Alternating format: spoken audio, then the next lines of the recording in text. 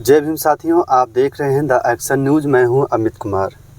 हमारे साथ सुल्तानपुर के राष्ट्रीय अम्बेडकर सेना के राष्ट्रीय अध्यक्ष उदय प्रताप कोरी जी हमारे साथ मौजूद हैं। इन्होंने 1 जनवरी 2025 शौर्य दिवस मनाने का संकल्प आए दिन हर साल मनाने का काम करते हैं। हम इनसे जानना चाहेंगे कि ऐसा आपने शुरुआत आपके दिमाग में कब आया कि जो है आपने ऐसा जो है काम करने का काम किए। सर, आपको सबसे पहले जय भीम। नमोद्धाय, जय भीम, निराश्राम क्रांतिकारी साथियों, आपको बहुत बहुत धन्यवाद। मैं एडवोकेट उदय प्रताप कोरी, राष्ट्रीय अध्यक्ष राष्ट्रीय अम्बेडकर सेना भारत। साथियों, क्या है ना, क्योंकि बौद्ध सत्य बाबा साहेब अम्बेडकर के पहले 1 जनवरी 1818 को भीमा कोरेगांव में, जो मुंबई और महाराष्ट्र के बॉर्डर पड़ता है, वहाँ पर उस समय 1 जनवरी 1818 को बाजीराव पेशवा का जो है हुकूमत चलती थी, सरकार थी, उसका शासन था वहाँ पर। उस समय वहाँ के बहुजन समाज के लोगों के साथ बहुत ही जाति उत्पीड़न होता था, सामाजिक उत्पीड़न, तो छुआछूत होता था। यहाँ तक कि उस समय वहाँ के जो बहुजन समाज के लोग थे, उनको 12 बजे चलने का समय था और उनके पैरों में झाड़ू बांधा करते थे, हाथ गले में हाड़ी बांधा करते थे। ये समझिए उनका जीवन जो है गुलामों से भी बदतर था जी। उस समय बहुत हालत ख़राब थी हमारे समाज की। जब देश भी आज़ाद नहीं हुआ था और इस देश में मुग़लों का शासन था, उस समय वो ख़त्म हो गए। उसके बाद अंग्रेज़ों का 800 मुग़लों का शासन था, 800 साल। उसके बाद 200 साल अंग्रेज़ों का शासन था। उसी समय में अंग्रेज़ पूरे देश में शासन करना चाहते थे। अंग्रेज़ अपनी सेना लेकर जब वो बाजीराव पेशवा की तरफ जाते हैं, जो पूना, आज पुणे कहा जाता है, पहले पूना कहा जाता था, उस समय वहाँ के बहुजनों की हालत बदतर थी। तब अंग्रेज़ उसको हराना चाहते थे, हरा नहीं पाते थे बाजीराव द्वितीय को। फिर अंग्रेज़ों ने सोचा, यहाँ के महार लोग, जो गरीब लोग हैं, तबके कुचले लोग हैं, इनको हम हक अधिकार देने की बात कहेंगे, हो सकता है ये लोग हमारा सपोर्ट करें। उसी समय उस गांव के मुखिया जो थे सिद्धनाग, जो महार समाज के मुखिया थे सिद्धनाग, उनसे अंग्रेज़ों ने मुलाकात की, मीटिंग की। तो सिद्धनाग ने कहा कि मैं बाजीराव पेशवा के खिलाफ नहीं लड़ सकता, क्योंकि हम भारतवासी हैं, भारत के मूल निवासी हैं और भारतीयों के खिलाफ आंदोलन लड़ाई नहीं लड़ सकते। तो इन्होंने कहा कि मैं 24 घंटे का समय लेता हूँ, उसके बाद आपको बताता हूँ। फिर सिद्धनाग अपनी सेना के साथ, अपने लोगों के साथ जो है बाजीराव द्वितीय के दरबार में पहुँचते हैं और कहते हैं, मैं अंग्रेज़ों के साथ से नहीं लड़ना चाहता हूँ, आपके साथ से लड़ना चाहता हूँ। बस सत्य सत्य है कि आप मुझे सारा अधिकार दें जो आप आज तक हमें वंचित करके रखे हैं, हमें गुलाम बना के रखे। हमारे साथ जातीय उत्पीड़न होता है, हमारा शारीरिक उत्पीड़न होता है, हमारा मानसिक उत्पीड़न होता है। यूँ समझिए आपने गुलाम बना रखे। अगर आप हमारा सपोर्ट करते हैं तो हम आपके साथ लड़ेंगे, अंग्रेज़ों को इस देश से निकाल देंगे। तब बाजीराव द्वितीय को गुस्सा आता है और कहता है कि तुम हमारे यहाँ गुलाम हो, तुम हमारे गुलाम हो, तुम्हारे साथ लड़ोगे। उसने जो धक्का मार के वहाँ से उनको निकाल देता है। फिर दूसरे दिन जो है सिद्धनाग से अंग्रेज़ों से मीटिंग होती है। वही बात सिद्धनाग अंग्रेज़ों से कहते हैं कि अगर हमें आप शिक्षा का अधिकार देंगे, तमाम अधिकार देंगे, तो हम आपके साथ जो तैयार हैं लड़ने के लिए। फिर अंग्रेज़ तैयार हो जाते हैं, कहते हैं ठीक है, आपको सारे अधिकार देंगे हम, आप हमारे साथ लड़िए। फिर 500 महार सैनिक भर्ती होते हैं, अंग्रेज़ भर्ती करता है और 500 महार सैनिकों को, बच्चों को लेकर सारी चीज़ शिक्षा उच्चा सब मुहैया कराता है। और 500 बनाम 28,000 का 1 जनवरी 1818 को जो युद्ध होता है, जो बाजीराव पेशवा की 28,000 सेना थी और 500 महार सैनिक थी। उस 500 लोगों को महार रेजिमेंट का नाम दिया अंग्रेज़ों ने, और महार रेजिमेंट ने 500 लोगों ने 28,000 बाजीराव पेशवा को हरा दिया और धूल चटा दिया और युद्ध जीत लिया। एक एक लोगों ने 56 लोगों को मारा था। ये था भारतीय इतिहास, ये महापुरुषों का, ये बहुजन महापुरुषों का इतिहास रहा। उसी को लेकर बौद्ध सत्य बाबा साहब, जब 14 अप्रैल 1891 को जन्म होता है, और उसके पहले बाबा साहब के पिताजी रामजी राव जी सूबेदार थे। तमाम अधिकार वहाँ के लोग मिलता था, क्योंकि अंग्रेज़ों ने वादा किया था आपको मैं अधिकार दूंगा, और अधिकार दिया। उसी की बैनर से सब लोग पढ़ते लिखते हैं। 14 अप्रैल 1898 को बाबा साहब जन्म होने के बाद बाबा साहब एजुकेशन लेने जब लंदन जाते हैं, तो उसी लाइब्रेरी में बाबा साहब महार रेजिमेंट का इतिहास पढ़ते हैं। 1857 की क्रांति के पहले 1 जनवरी 1818 की भी क्रांति हुई थी।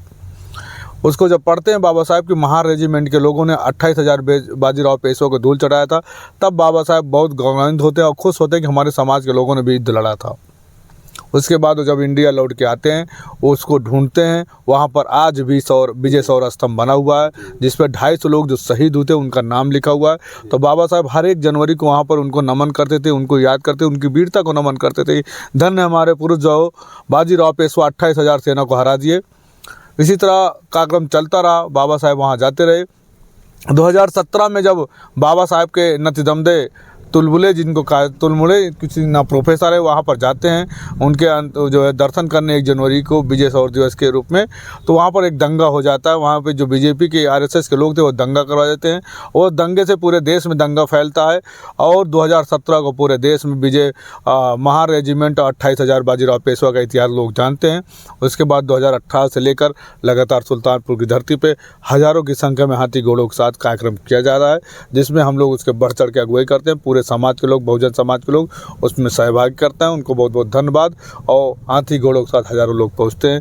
ये बहुजनों का इतिहास था, इसीलिए हम लोग उनको, वो जो शहीद हुए थे 250 लोग, उनको नमन करने के लिए, और जो 250 बचे हुए थे उनकी वीरता को याद करने के लिए हम लोग वहाँ तो नहीं जा सकते, मगर यहाँ पर उनको याद करते और नमन करते हैं। धन्यवाद। अध्यक्ष जी, जैसा कि अभी आपने कहा 2018 से आप राष्ट्रीय अम्बेडकर सेना के बैनर तले जो है आप मनाने का काम करते हैं सुल्तानपुर में राष्ट्रीय शौर्य दिवस।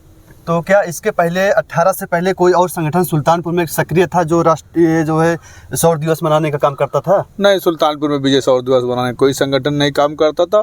है तो तमाम संगठन, मगर विजय शौर्य दिवस महा रेजिमेंट बनाम बाजीराव पेशवा कोई ऐसा संगठन नहीं काम करता था। उसको हम ही लोगों ने शुरुआत की। उसी दंगे के बाद हम लोग भी जाने और अपने महापुरुषों को याद करने का काम किया। तो ये शौर्य दिवस के साथ साथ जो माता सावित्रीबाई फुले की जयंती भी जो है 3 जनवरी को मनाई जाती है, तो क्या इसमें भी आप लोगों को कोई आपका संगठन माता सावित्रीबाई फुले की जयंती मनाने का काम करता है या नहीं? देखिए, हमारा संगठन तो जो है गरीबों का संगठन है। हमारे पास बेरोजगार सेना है, हमारे पास कोई नौकरी पेशा लोग नहीं है, ना हम लोग को चंदा ही, तो लोग बहुत कम लोग, 100 में 10 लोग हम लोग को चंदा देते हैं और पैसे वाले हमारे पास है नहीं। तो हम लोग बहुत कोशिश करके 1 जनवरी कार्यक्रम करते हैं। इसमें भी काफ़ी लोगों ने बहुत कम लोग, मात्र 10-5 लोग चंदा देते हैं, जिससे कार्यक्रम सफल होता है। और सारा चंदा गांव के लोग देते हैं, इसलिए गांव के गरीब लोग देते हैं, इसलिए हम लोग कर नहीं पाते। मगर माता सावित्रीबाई का फुले का जन्मदिन जहाँ मनाया जाता है, हम लोग वहाँ पर पहुँचने का प्रयास करते हैं, चाहे कोई बुलाए या न बुलाए, वहाँ पर पहुँचने का प्रयास करते हैं। हमारा कहने का तात्पर्य ये है अध्यक्ष जी कि माता सावित्रीबाई फुले की जयंती तिकोनिया पार्क मोस्ट कल्याण संस्थान के तत्वावधान में मनाया जाता है।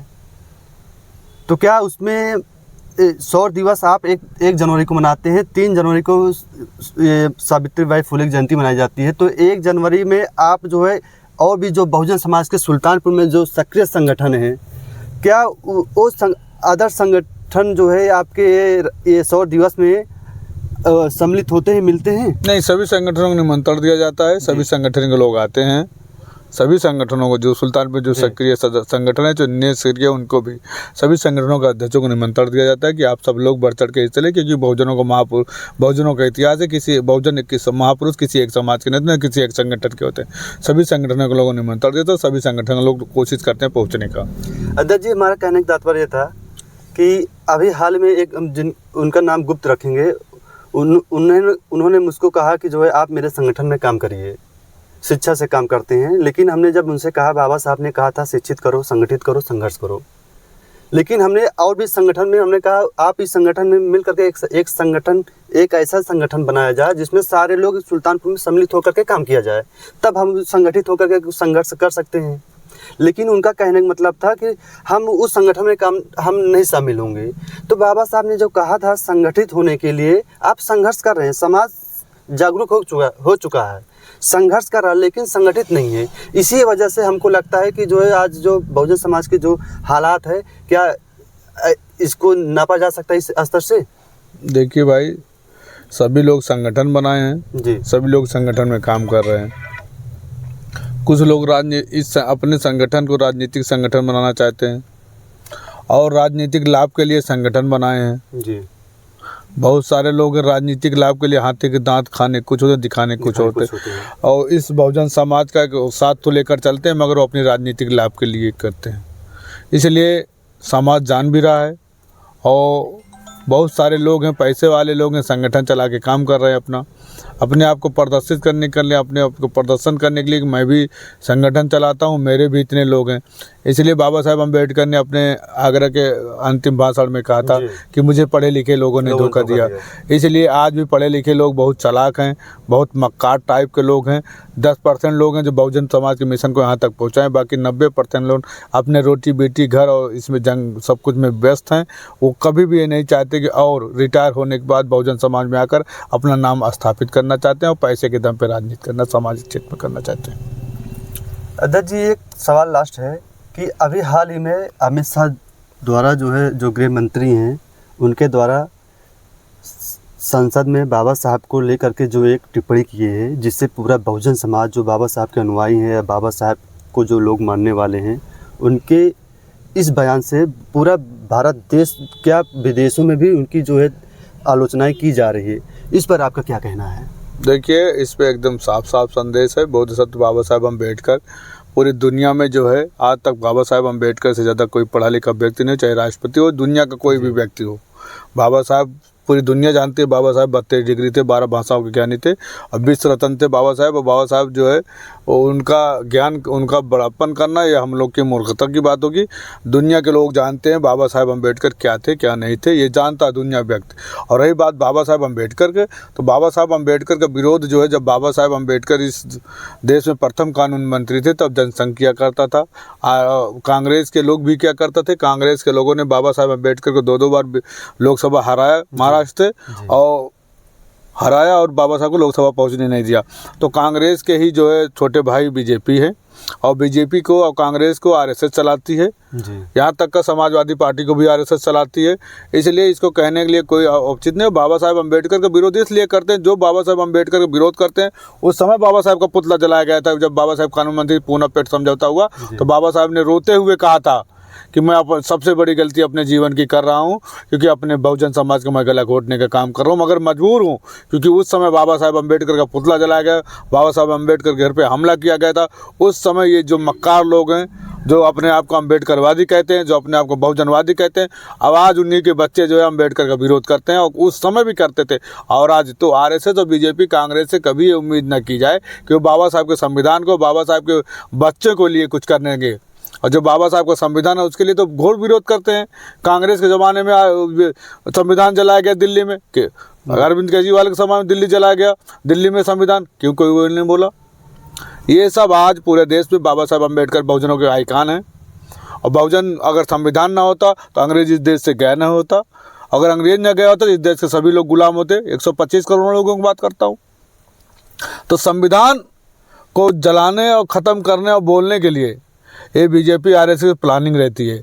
उसका सीधा सा एक सवाल है, अमित शाह को जो है पद से इस्तीफा देना चाहिए नैतिकता के आधार पे। देश का गृह मंत्री जब संविधान की खिल्लियाँ उड़ा रहा है, संविधान निर्माता के खिल्लियाँ उड़ा रहा है, बोधिसत्व बाबा साहब अम्बेडकर खिल्ली उड़ा रहा है, तो संविधान विरोधी भी है और देश विरोधी भी है और बहुजन समाज का भी विरोधी है। और बहुजन समाज के लिए कभी कोई अच्छा कार्य नहीं कर सकता।